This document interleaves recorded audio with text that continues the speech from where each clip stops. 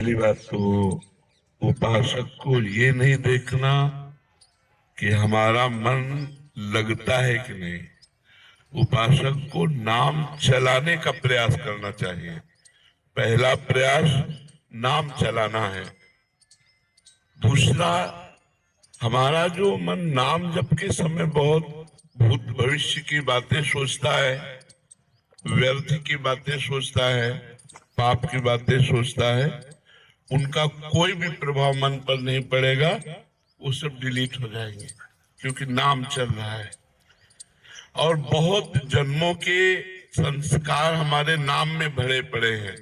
जैसे जैसे हम नाम जप करते हो अपने संस्कार भागवतिक डालता है मन पे, और मन के जागतिक संस्कारों को बाहर करता है। और उपासक उस प्रक्रिया को समझ नहीं पाता और वो विचलित होकर सोचता है कि जब मैं नाम जप करता हूँ तो मन नाम में न लग करके संसार में जाता है। तो पहली बात तो आप निश्चिंत रहिए, आपका नाम जप करने से ही काम बन जाएगा। मन भले संसार में जाए, मन भले इधर उधर का चिंतन करे, उसे कोई फर्क नहीं पड़ता। जैसे अग्नि में दाहिका शक्ति है तो आप भाव से छुओ या अनजान को या कोई जान के जैसे भी छुओगे उसमें दाहिका शक्ति अपना काम तुरंत करेगी, आपको जला देगी, स्पर्श करते ही जला देगी। जैसे अमृत में मारण शक्ति का नाश करने वाली शक्ति विराजमान है। आप जो ही अमृत पिएंगे आप मृत्यु से बच जाएंगे। जैसे विष, उसमें मारण शक्ति विराजमान है, आप जो ही पिएंगे आप मर जाएंगे क्योंकि उसका प्रभाव है। ऐसे नाम में आनंद शक्ति, तारण शक्ति, पाप क्षय शक्ति, दुखों का विनाश शक्ति, ये सब विराजमान है। आपकी जिह्वा से नाम छुआ कि आपका परम मंगल होगा।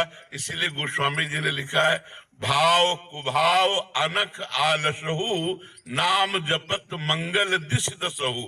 भाव से या कुभाव से, अनख से या आलस्य से जैसे भी नाम जप किया जाए वो हमारे सारे पापों का नाश करके, चाहे जहां हम देश विदेश कहीं भी दसों दिशाओं में हो, हमारा मंगल हो जाएगा। इसलिए हमें प्रधानता रखनी है नाम जप की, ना कि मन लगने की, क्योंकि नाम जप के प्रभाव से ही चंचल मन स्वयं वशीभूत हो जाएगा। हमारे रसिक महापुरुष श्री ध्रुवदास जी से पूछा गया कि मन बड़ा चंचल है, कहीं भगवान में लगता नहीं है, तो इसका क्या उपाय है कि मन को लगा दिया जाए। तो उनका मन तो चंचल सबनते, या को कौन उपाय। तो बोले साधन को हरि भजन है, कै सत्संग सहाय। यदि महापुरुषों का सत्संग मिले और भगवान नाम जप करने को मिले तो हमारा मन आज नहीं तो कल निश्चित लग जाएगा। लेकिन आज हम अभी राधा बोल रहे हैं और अभी हमारे प्राण निकल जाए और मन संसार में लगा रहा है तो भी हमें भगवत प्राप्ति हो जाएगी। जैसे पुत्र में मन लगा था अजामिल का, ना कि भगवान में, और पुत्र का नाम था नारायण, तो जहां नारायण पुकारा तो उसका कल्याण हो गया। मन उसका पुत्र में लगा था, अपने पुत्र को पुकारा नारायण, लेकिन नारायण नाम भगवान का, तो उसका अंतिम समय काम बन गया। और हम जानबूझ के राधा राधा बोलेंगे तो हमारा मंगल नहीं हो जाएगा।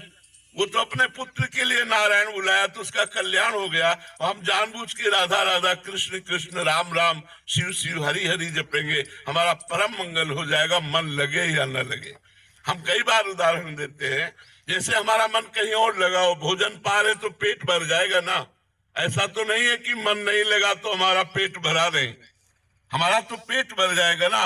ऐसे ही हम नाम जप कर रहे हैं, मन लगे न लगे, संसार से वैराग्य, भगवान से अनुराग और अपने स्वरूप का बोध, तीनों एक साथ होता चला जाएगा।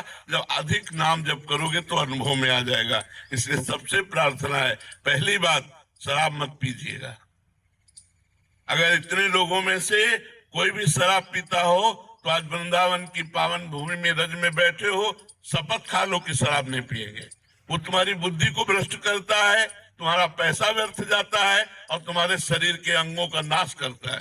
कितने लोग शराब पीते हैं इतने में? हाथ उठाओ। बहुत कम लोग। धन्यवाद। हम तो पहला धन्यवाद देते हैं जो नहीं पीते हैं, और दूसरा धन्यवाद देते हैं जो पीते हैं। वो हाथ से छोड़ देंगे। पक्का छोड़ दोगे? छोड़ दोगे?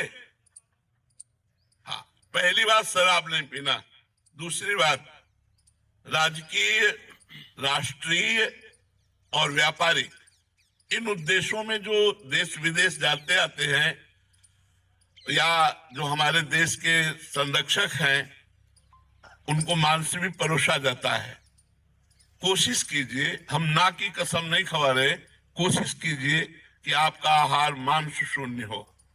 जैसे हमारे राष्ट्र सैनिक हैं, इनको सुविधा होती खा सकते हैं और चाहे तो ना भी खा सकते हैं, तो हम जोर नहीं देते, लेकिन प्रार्थना करते हैं कि बिना मांस के भी शरीर में बल आ जाएगा यदि आप संयम से रहेंगे और पवित्र भोजन पाएंगे।